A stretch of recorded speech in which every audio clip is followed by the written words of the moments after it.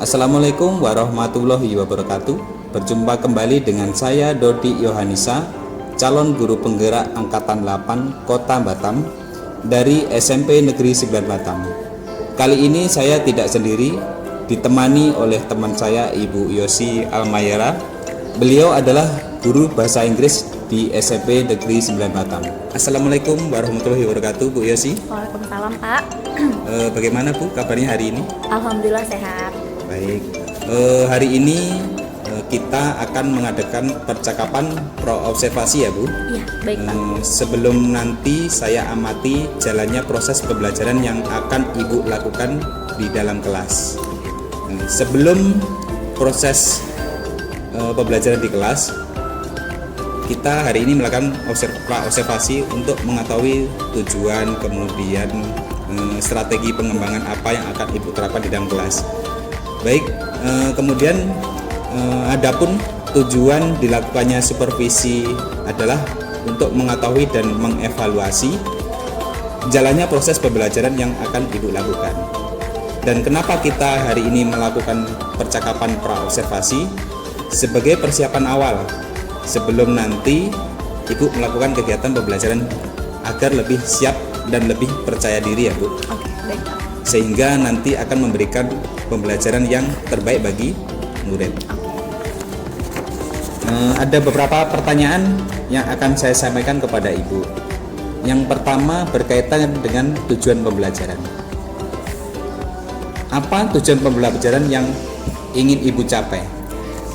Tujuan pembelajaran ini itu ada 3. Yang pertama membicarakan tentang satwa asli Indonesia.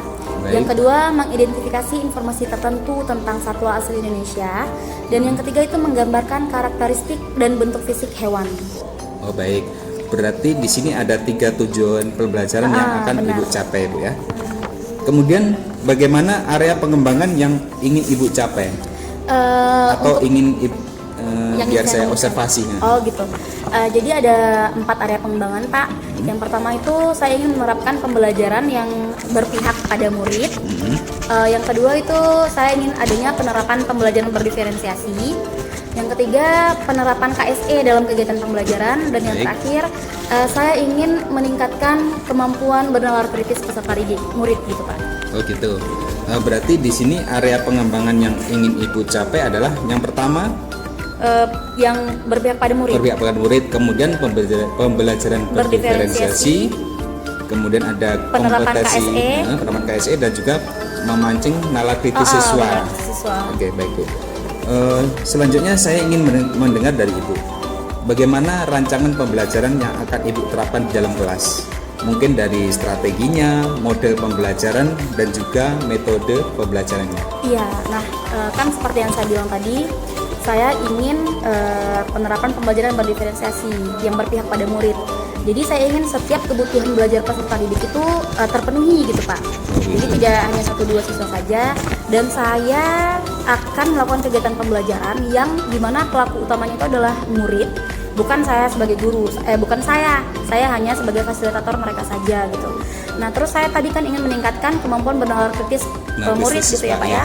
Jadi saya rencananya akan menerapkan itu dengan cara murid menemukan sendiri ilmu yang mereka butuhkan. Jadi nanti materi yang akan saya sampaikan saya tidak akan menerangkan. Jadi saya berikan contoh, saya berikan tugas, dan saya berikan LKPD, di mana nanti LKPD itu akan digunakan mereka untuk mendapatkan ilmunya sendiri. Mereka cari sendiri, makanya tadi mereka bekerjanya melakukan hal itu dalam kerja kelompok. Kerja kelompok, ya benar. Baik, berarti rencana yang akan Ibu terapkan yaitu berdiferensiasi ya Bu ya, benar, yang benar. Ibu utamakan nanti. Kemudian nanti akan Ibu integrasikan dengan KSE-nya. Iya benar Pak. Dan kemudian bagaimana dengan media pembelajaran yang akan Ibu gunakan? Iya, media pembelajaran yang saya gunakan itu yang sudah saya persiapkan seperti yang saya bilang tadi itu LKPD ya Pak. Jadi nanti saya akan membutuhkan proyektor di kelas.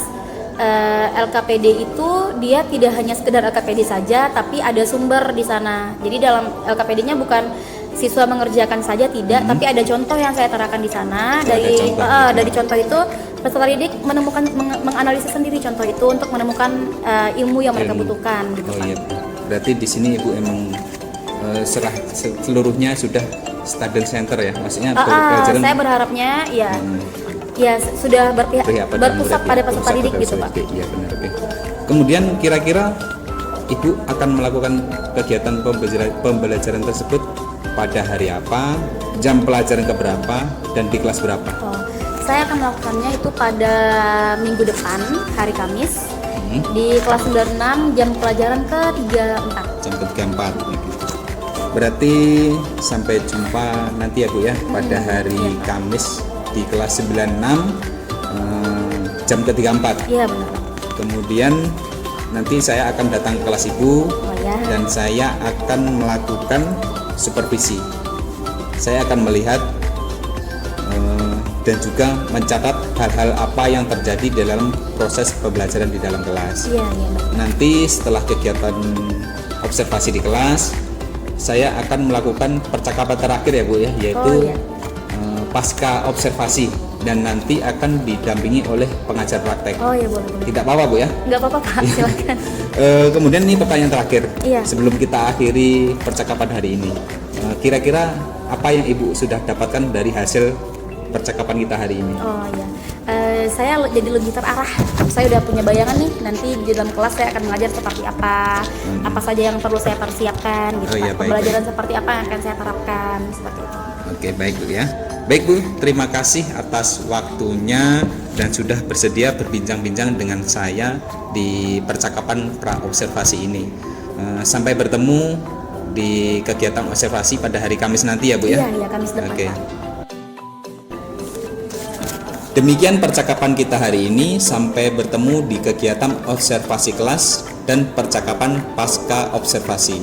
Wassalamualaikum warahmatullahi wabarakatuh. Terima kasih Bu Iya, Yosi ya. sama-sama, Pak.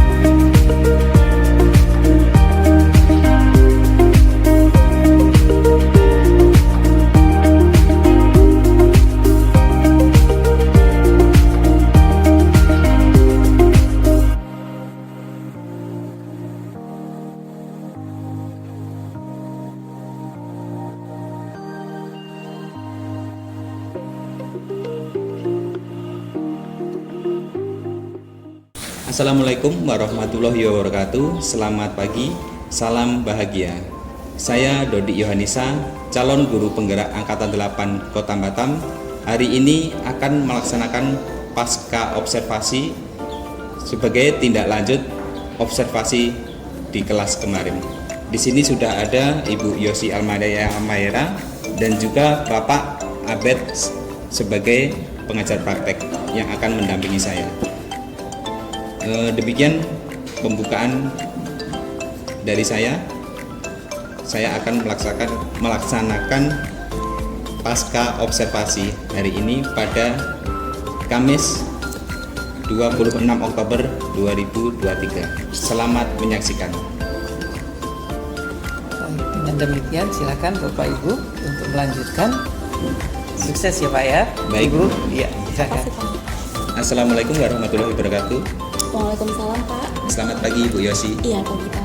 Bagaimana kabarnya Ibu Yosi hari ini? Alhamdulillah sehat. Alhamdulillah sehat Bu ya. Ibu Yosi siap ya untuk pasca observasi hari ini? Siap, Pak. Ya. Pasca observasi ini saya lakukan untuk menindaklanjuti observasi kemarin yang sudah kita laksanain di kelas ya Bu ya? Iya, iya. Oke, Ibu siap? Siap. Oke, siap. Yang pertama, bagaimana perasaan Ibu terkait dengan pelaksanaan observasi kelas yang sudah kita laksanakan kemarin? Sebenarnya kalau untuk tentang kehadiran Bapak, saya tidak terganggu. Tidak terganggu, Maksudnya, ya? Biasa saja, saya rasa saya masih bisa menjalankan kegiatan pembelajaran sesuai dengan yang saya rencanakan, Iya. seperti itu ya Pak. Cuma ada beberapa ketakutan, seperti misalnya saya takut nanti waktunya tidak sampai gitu. gitu. Jadi Waktunya tidak waktu cukup. tidak cukup untuk melaksanakan semua rangkaian kegiatan yang sudah saya Rencanakan, ya. yang sudah saya rencanakan. Terus ketakutan lainnya, saya takut anak-anak tidak bisa diajak bekerja sama gitu Oh, Pak. iya. Tapi ternyata alhamdulillah anak-anaknya anak-anak baik, mereka bisa mengikuti arahan gitu kan Pak. Terus ketakutan saya yang lain itu saya takut kemarin ada langkah-langkah yang saya lupa misalnya gitu. Begitu, berarti dari RPP itu kan ada yang kelewat ya Bu ya? Ada yang terlewat, apalagi yang esensial Pak, seperti misalnya penyampaian tujuan pembelajaran, Oh, iya. penyampaian kesepakatan kelas. Iya, Nah, yang benar. seperti itu yang saya takut nanti saya lupa. Karena kalau kehadiran Bapaknya nggak bikin saya grogi, cuma kehadiran kameranya yang bikin saya Kameranya, grogi iya, gitu benar-benar. Pak. Gitu. Tapi kemarin kalau saya perhatikan di kelas suasana belajar berjalan sesuai dengan seperti tidak ada saya awasin gitu. Iya. Mereka juga aktif juga saya Iya, perhatikan. anak-anak untuk saya anaknya. perhatikan juga seperti itu. Iya. Kemudian bisa Ibu Yosi ceritakan kembali area pengembangan dan tahapan pembelajaran yang sudah Ibu laksanakan di kelas kemarin itu apa aja? Iya, untuk area pengembangan itu kan pada yang pertama itu ada kegiatan pendahuluan. Pada kegiatan pendahuluan itu kan saya inginnya ada semua ya Pak ya sebenarnya, benar. tersampaikanlah tujuan pembelajaran gitu ya Iya. Pak ya, tersampaikanlah kesepakatan kelas. Nah sayangnya kemarin kesepakatan kelasnya saya terlewatkan. Saya bilang kesepakatan kelas gitu Pak. Benar. Cuma sayanya aja yang merangkumkan. Seharusnya kan kita sampaikan Baca. bersama-sama ya Pak ya. Baca Anak-anak bersama-sama, ya, menyebutkannya bersama-sama. Nah itu yang bagian yang saya lupa. Terus untuk tujuan pembelajaran ada, cuma tidak saya statekan secara jelas tujuan pelajaran kita hari ini adalah ini, tidak. Iya, Tapi benar. saya sampaikan yang akan mereka pelajari, tapi tidak ada kata-kata tujuan pembelajarannya adalah ini gitu. Iya. Terus tentang materi yang saya ajarkan, saya rasa saya sudah menguasai ya Pak ya. Untuk materi yang saya ajarkan saya sudah menguasainya. Tapi saya rasa tetap perlu peningkatan tentunya gitu ya Pak. Iya, benar. Terus ada penerapan strategi pembelajaran yang menarik gitu. Kalau yang kemarin kan anak-anak bekerja secara berkelompok gitu ya Pak. Iya, benar. Memang yang paling saya inginkan dalam kegiatan pembelajaran adalah pembelajaran itu berpusat pada peserta didik. Iya. Jadi saya emang hanya sebagai peran pembantu lah dalam kegiatan itu gitu.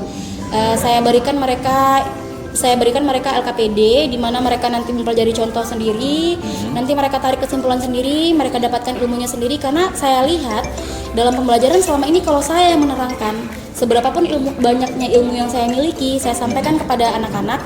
Anak-anak kita ada 44 orang, yang pinter tambah pinter gitu Pak. Yang pinter tambah pinter, ya, Iya, benar, yang pinter tambah ngerti dia oke gitu. Tapi yang lain kalau saya hanya menjelaskan ini ya Pak ya, yang lain yang di belakang ya mereka juga asik Mereka sendiri, asik sendiri, benar. menghayal, bermenung gitu. Ya saya juga tidak bisa menyalahkan mereka gitu kan Pak, Iya, karena benar. mereka mungkin memang tipe yang tidak bisa menjadi pendengar yang baik gitu.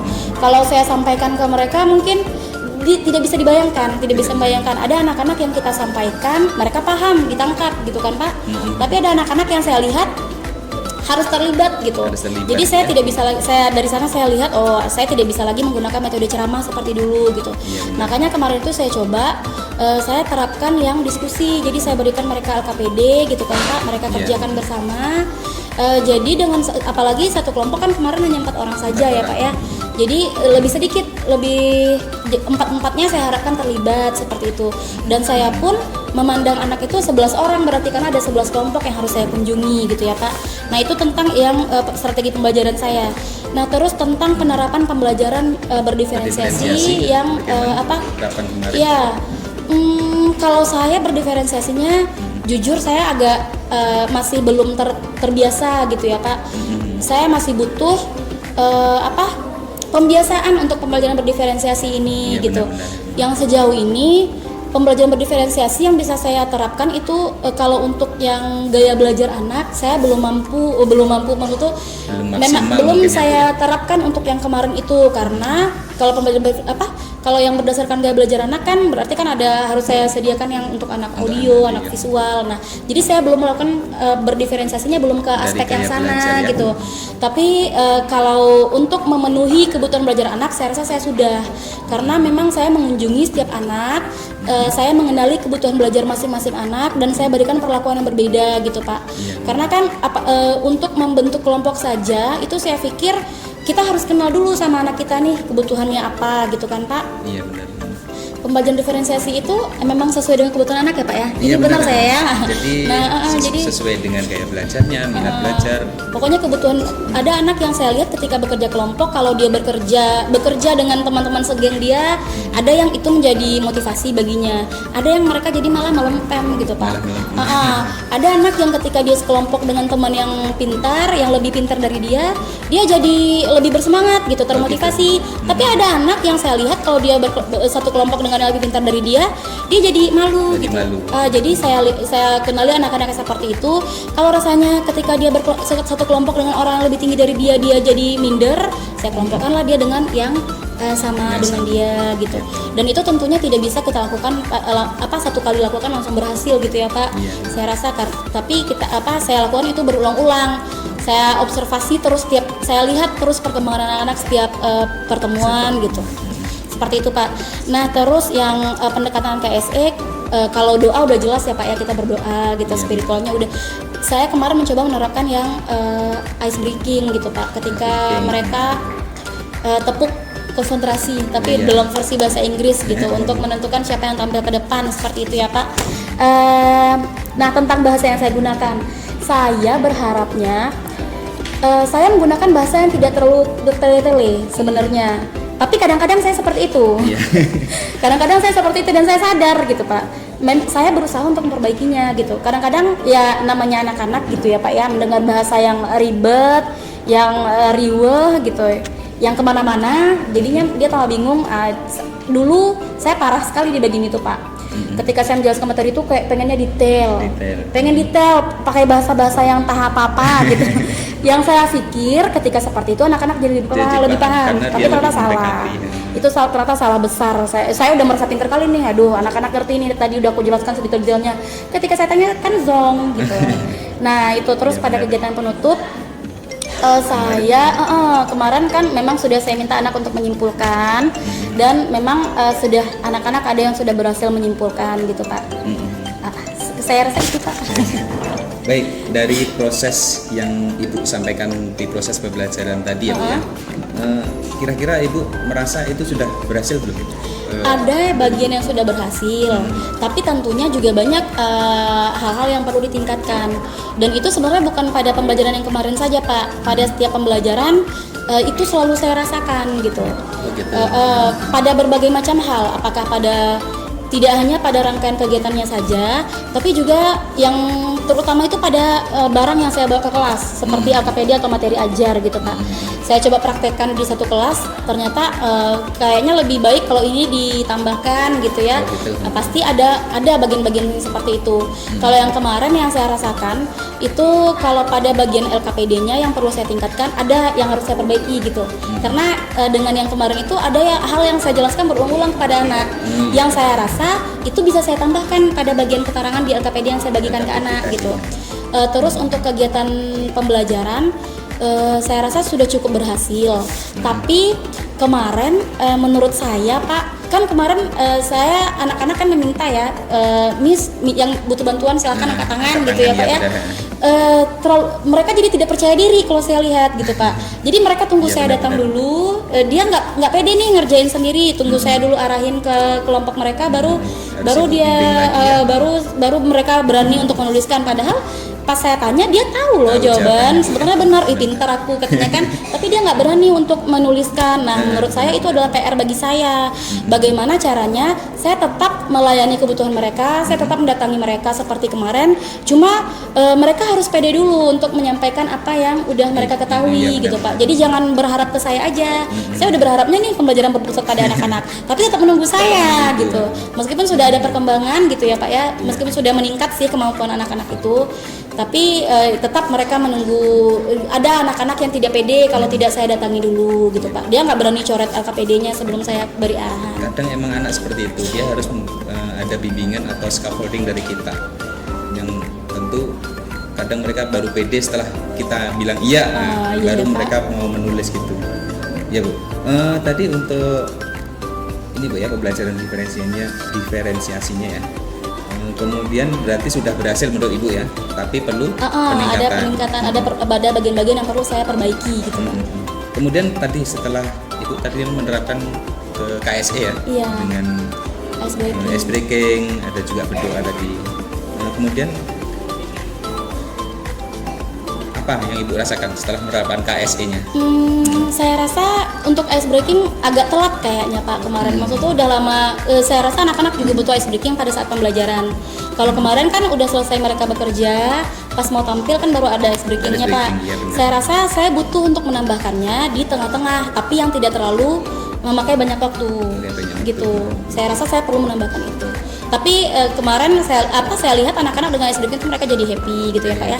Apalagi untuk tampil ke depan, dia dulu kan kelompok 1 tampil dulu ke depan, mereka nggak ada yang berani maju. Tapi kalau dengan cara yang kemarin itu ya udah mereka sportif untuk tampil gitu Pak. Cuma saya rasa perlu menambahkan. Jadi itu memancing rasa percaya diri siswa juga. Iya Pak, benar-benar. Kemudian tadi tentang KSE, sekarang proses pembelajaran kemarin ada kendala juga yang Ibu temui? Kendalanya ya itu tadi Pak yang saya bilang. Kalau pada urutan langkahnya saya rasa sudah sesuai ya Pak ya untuk urutan langkahnya. Cuma pada bagian yang PD anak tadi aja sih Pak, pada proses pembelajaran. Anak-anaknya ya harus saya datangi dulu. Terus jujur saya merasa agak sedikit lelah Pak karena saya harus berkeliling gitu ya Pak ya. Ada 11 kelompok yang harus saya kunjungi gitu. Mungkin saya rasa saya perlu memperbaiki misalnya anak-anak itu yang ya gitulah, saya campur anak yang agak di masing-masing kelompok, ada anak yang bisa dijadikan andalan gitu ya Pak ya. Tapi kemarin saya perhatiin Ibu sudah membagi kelompok secara heterogen, baik dari mau laki-laki, perempuan, kemudian kognitifnya juga Ibu sudah saya perhatikan kemarin sudah Ibu laksanakan juga sudah secara heterogen. Kemudian menurut Bu Yosi ya, yang sudah Ibu anggap berhasil dan puas dalam proses pembelajaran kemarin itu kira-kira di bagian mana? Yang saya rasa puas sekali gitu. Pada ini Pak, pembelajaran yang berpusat pada peserta didik. Oh gitu. Jadi saya rasa kemarin emang anak-anak itu dia mendapatkan ilmunya, mendapatkan apa yang mereka butuhkan sendiri gitu. Meskipun ada bantuan saya, jadinya lebih nempel di otak mereka. Tentunya tujuan kita materi itu ya selain proses pembelajaran menyenangkan itu adalah tujuan utama kita, tapi tentu saja kita berharap yang mereka pelajari itu nempel gitu ya Pak ya. Nah saya rasa itu kemarin ngena, karena ketika mereka saya suruh tampilkan yang pada soal terakhir Pak, rata-rata ya anak-anak bisa menjawabnya dengan benar, meskipun ada yang salah itu juga menjadi salah satu proses pembelajaran mereka saya rasa gitu Pak. Kemarin kan mereka saya suruh bikin kalimat di bawahnya ya Pak ya, untuk memperlihatkan kalau mereka tuh udah paham atau belum. Bikinlah masing-masing satu aja sebenarnya, jadi ada satu kelompok ada 4. Nah itu anak-anak juga berproses. Saya foto, saya tampilkan di infokus di depan. Jadi teman-temannya itu melihat kesalahan mereka itu di mana. Jadi sama-sama memperbaiki bersama-sama. Jadi satu anak itu melihat 41 contoh gitu Pak. Dan saya rasa itu mereka memeriksanya bersama-sama. Nah itu saya rasa sudah cukup berhasil di bagian sananya. Dan anak-anak saya lihat juga mereka aktif kemarin Pak. Aktif ya, Bu, Dia ya? senang, dia ingin sendiri mendapatkan ilmunya gitu. Biasanya kan kalau kita ngajar kan perhatikan dulu sebentar Nak gitu ya. Itu saya rasa sudah berkurang Benar-benar. bagian itu. Iya. Bagian yang ayo perhatikan dulu ke depan sebentar itu sudah berkurang sekali karena mereka sudah dengan sangat sadar butuh gitu, ingin mereka memanggil-manggil, bertanya. Jadi kegiatan belajar itu benar-benar berpusat, saya rasa kemarin berpusat pada Pada siswa. peserta didiknya, pada siswanya gitu Pak. Dari pembelajaran berpusat pada peserta didik tadi ya Bu ya, hal positif yang sudah Ibu lakukan selama proses pembelajarannya apa?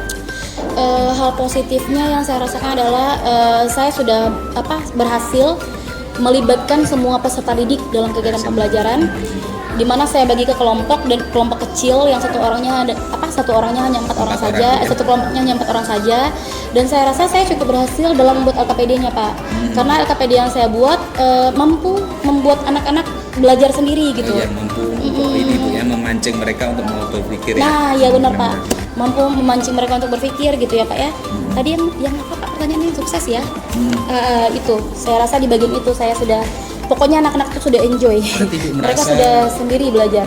belajar sendiri ya. Berarti untuk tujuan pembelajaran yang Ibu tuju itu sudah tercapai. Oh, kira-kira? sudah, Begitu alhamdulillah ya? sudah tercapai Pak. Tujuan pembelajaran tercapai. Nah kemudian ini pertanyaan terakhir ya Bu ya. Iya iya Pak. Kira-kira apa yang akan Ibu tingkatkan atau kembangkan pada proses pembelajaran berikutnya? Yang pertama yang perlu saya tingkatkan itu saya lebih tenang lagi kayaknya Pak ya. Lebih tenang. Tidak gerasak-gerusuk, biar semua langkah-langkah pembelajaran itu terjalankan gitu ya Pak. Tidak lupa lagi menyampaikan yang kesepakatan belajar gitu Pak. Pokoknya saya harap yang pertama itu penguasaan diri saya lebih baik lagi. Saya lebih tenang lagi di dalam kelas. Iya. Jadi ya semua langkah saya lakukan gitu Pak. Terus yang ingin saya tingkatkan itu saya ingin lebih mengenali peserta didik saya. Jadi saya tahu kebutuhan belajar mereka Iya. gitu Pak. Terus yang ketiga itu saya ingin untuk pembelajaran berdiferensiasi ini Pak, saya ingin lebih Maksimal mungkin lebih ya? maksimal lagi. Iya, benar. Saya lebih tahu lagi nih apa-apa aja sih yang bisa dilakukan pada prakteknya untuk pembelajaran ini gitu Pak. Kalau untuk KSE-nya gimana? Ada Ibu? Iya, saya ingin tadi kan saya bilang terlalu jauh ya letak ice breaking saya Pak gitu. Kan mereka udah sibuk belajar gitu ya. Meskipun anak-anak saya lihat sepanjang itu enjoy aja, cuma saya rasa saya perlu untuk menerapkan ice breaking lagi di tengah-tengah ketika mereka berdiskusi gitu Pak. Iya Bu. Berarti nanti saat pembelajaran berikutnya Ibu, saya bisa ambil kesimpulan ya Bu ya. Iya Pak. Mungkin Ibu harus lebih tenang. Iya. Nada intonasi suara itu harus tepat. Bu. Iya benar Pak. Ibu terlalu cepat, jujur Iya, aja ya.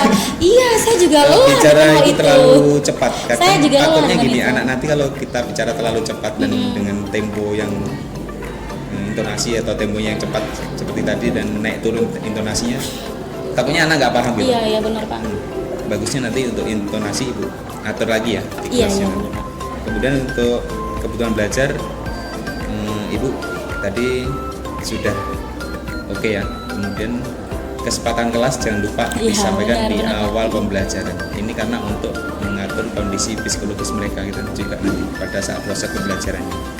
Untuk pembelajaran diferensiasi sudah jalan, cuman belum maksimal tadi. Iya benar. Jadi mungkin nanti bisa Ibu rancang lagi lebih bagus lagi ya. Iya. Mulai dari minat mereka gimana, kemudian profil belajar siswanya gimana. Gitu ya. Iya.